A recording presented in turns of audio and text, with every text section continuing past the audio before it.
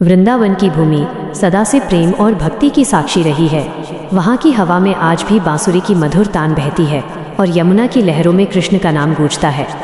यही वह स्थान है जहाँ राधा और कृष्ण का प्रेम जन्मा, जो साधारण प्रेम नहीं बल्कि आत्मा और परमात्मा के मिलन का प्रतीक है।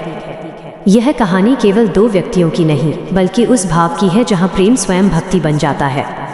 श्री कृष्ण जब गोकुल आए तब वे नटखट बालक के रूप में सबका मन मोह लेते थे। माखन चुराना, गायें चराना और मित्रों के साथ खेलना उनका स्वभाव था। परंतु जिस दिन उनकी दृष्टि राधा से मिली, उस दिन से उनका व्यवहार बदलने लगा। राधा कोई साधारण गोपी नहीं थी। उनकी आंखों में गहराई थी और हृदय में शांति।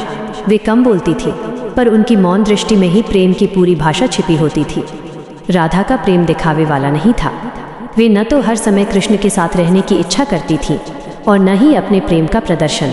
उनका प्रेम शांत था, स्थिर था और पूर्ण था। वे कृष्ण को केवल देखती नहीं थी बल्कि हर क्षण उन्हें अपने भीतर अनुभव करती थी।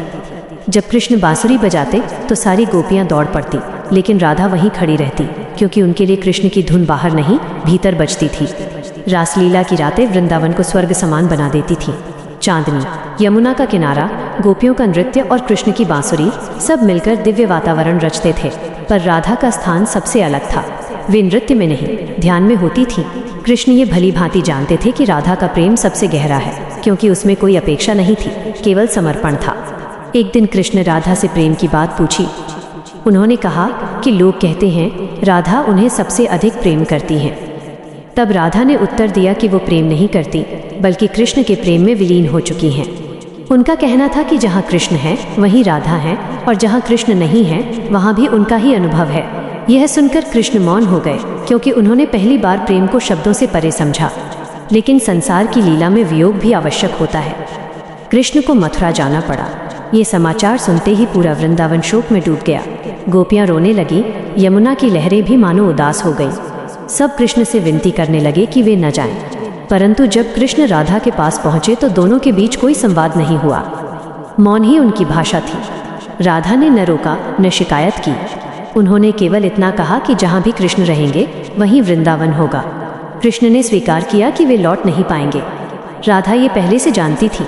उन्होंने कहा कि यही कारण है कि उनका प्रेम अमर है, क्योंकि वह किसी उपस्थिति पर निर्भर नहीं है। यह प्रेम दूरी से कम नहीं होता बल्कि और गहरा हो जाता है। कृष्ण मथुरा चले गए और समय आगे बढ़ता गया। कंस का वध हुआ, द्वारका नगरी बसी और महाभारत का युद्ध भी हुआ। कृष्ण ने संसार को कर्म, धर्म और जीवन का गूढ़ ज्ञान दिया, लेकिन वृंदावन वहीं रहा और राधा भी वहीं रही, शांत, स्थिर और पूर्ण। उन्होंने कभी किसी से यह नहीं कहा कि वे कृष्ण की प्रतीक्षा कर रही हैं, क्योंकि उनके लिए कृष्ण कभी गए ही नहीं थे। लोग अक्सर कहते हैं कि राधा ने जीवन भर कृष्ण का इंतजार किया, परंतु सत्य यह है कि राधा ने प्रतीक्षा नहीं की। उन्होंने कृष्ण को अपने भीतर जीवित रखा। उनका प्रेम बाहरी मिलन का मोहताज नहीं था। उन्होंने न मंदिर बनाए न मूर्तियां गढ़ी। उन्होंने केवल प्रेम किया और वही प्रेम आज भक्ति के रूप में पूजित है। इसी कारण आज भी संसार राधा कृष्ण का नाम एक साथ लेता है, राधा पहले और कृष्ण बाद में, क्योंकि राधा वो मार्ग है जिसके द्वारा भक्त कृष्ण तक पहुंचता है। जहां प्रेम पूर्ण होता है वहीं भगवान स्वयं झुक जाते हैं।